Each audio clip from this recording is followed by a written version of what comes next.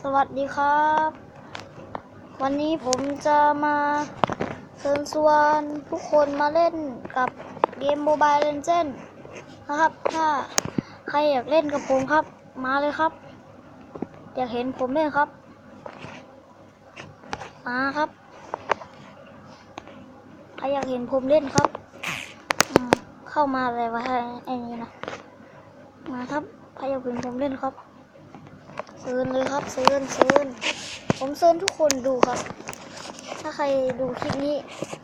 ขอให้รวยนะครับขอจงรวยเลยนะรวยอ้าวสัมผัสยากจ้ะ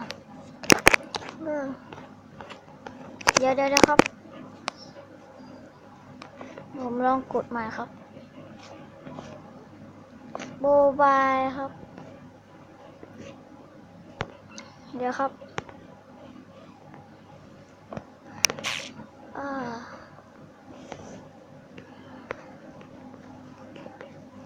เดี๋ยวครับดูโมบายก่อนครับ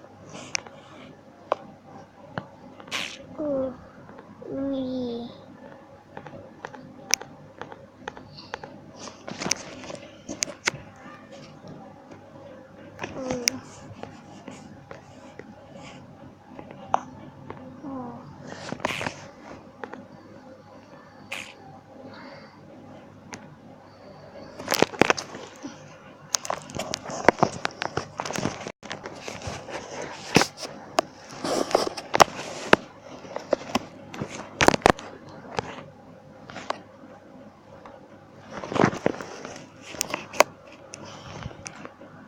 พูด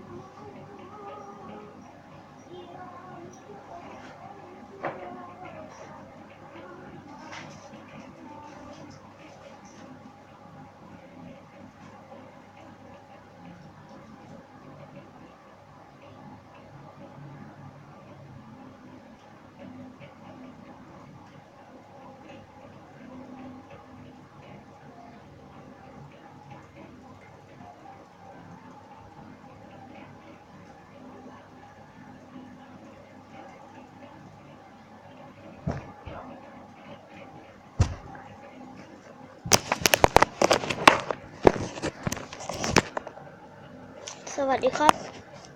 เมื่อกี้ผมไม่ได้พูดอะไรเลยครับคราวนี้ผมจะมาให้ดูการเล่นเกมอะไรอันนี้เล่นเกมโมบายครับนะครับนะครับเดี๋ยวครับมาครับผมจะเล่นเกมโมบายเลนเจนวันนี้ผมไม่ได้เล่นหรอกครับเพราะมันเล่นครับเล่นครับน้องผมบังคับไม่เล่นครับน้องก็ละน้องเนี่ยอยากฆ่าน้องเลย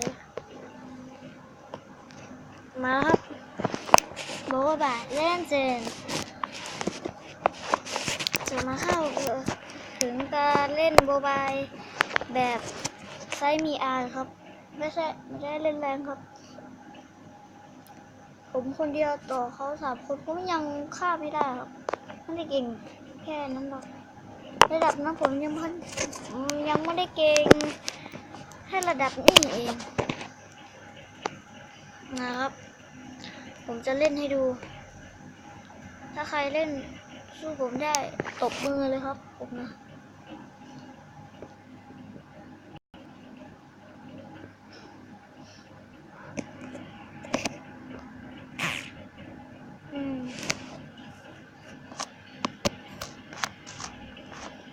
อย่าลืมชื่อนี้นะ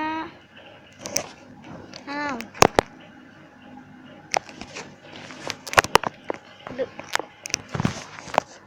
พอคลิปนี้พอ